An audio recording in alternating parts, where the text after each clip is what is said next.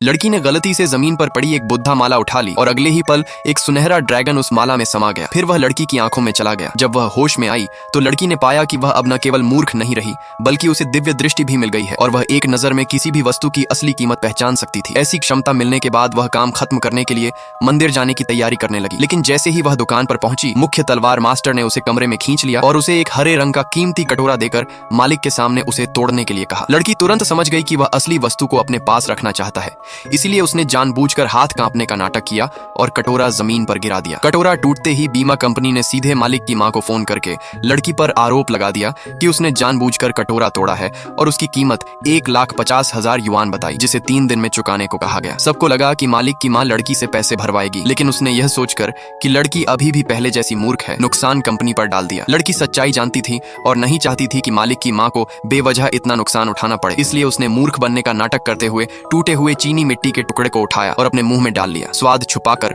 उसने ऐसा व्यवहार किया जैसे वह कोई मीठी चीज हो, जिससे सब भ्रमित हो गए और असली चाल पकड़ में आ गई। इस तरह दोष असली व्यक्ति पर आ गया और उससे नुकसान भरने को कहा गया। लड़की की समझदारी से प्रभावित होकर मालिक ने उसे कुछ पैसे दिए और उसकी मां के इलाज के लिए मदद की। इस घटना से लड़की भावुक हो गई और उसने मालिक को सावधान रहने और सीसीटीवी देखने की सलाह दी। जब मालिक ने कैमरा देखा तो उसे सच्चाई समझ आ गई और उसने तुरंत लड़की को मुख्य मूल्यांकनकर्ता बना दिया। कुछ समय बाद लड़की एक नई स्थिति में फंस गई जहां उसे अपनी क्षमता साबित करनी थी, क्योंकि एक महत्वपूर्ण व्यक्ति को किसी अनुभवी विशेषज्ञ की जरूरत थी। वहां उसने आत्मविश्वास के साथ अपनी दिव्य दृष्टि का उपयोग किया और कीमती मोतियों की पहचान कर दी, उनकी असली उम्र और कीमत तक बता दी। हालांकि शुरुआत में उस पर भरोसा नहीं किया गया, लेकिन उसने आगे बढ़कर एक जेड पेंडेंट को नकली साबित कर दिया और उसकी बनावट की खामियां बता दी। बाद में एक अनुभवी कारीगर से पुष्टि होने पर उसकी बात